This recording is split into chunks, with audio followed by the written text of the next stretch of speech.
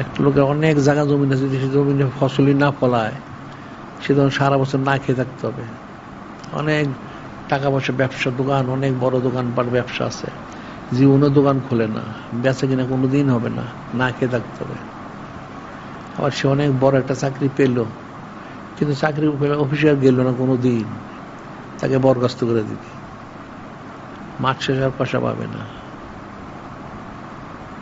তারপর থেকে কার্যক্রমটা চালায় যেতে হবে।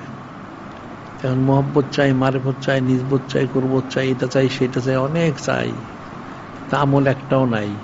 পাবে কোত্থেকে? কোনোটাই পাবে না।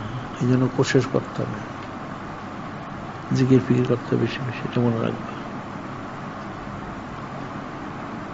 আর তোমাদের আরো বড় সমস্যা হচ্ছে, তোমরা সৌদ ইখতিয়ার করো না, অনেক কিছু জানো না তোমরা।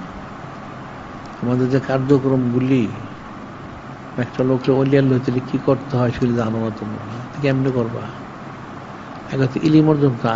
আল ইলমু ইমামুল আমল, ইলিম হচ্ছে আমাদের ইমাম। ইলিম অর্জন করলে পরে তুমি আমল করতে পারবে। ইলিমই তোমার নাই, তুমি আমল করবে কোত্থেকে? তোমার আসা যাওয়া নাই, সৌদ ইখতিয়ার নাই, জিকির ফিকির নাই, ইলিম কালাম নাই, সুন্নত মোবারক নাই, কিছুই নাই, কি হাসিল করবে? আমাদের বেশি বেশি সৌদ ইখতিয়ার করা উচিত। সৌদ ইখতিয়ার করলে শুনতে শুনতে যদি হয়, এছাড়া হবে না।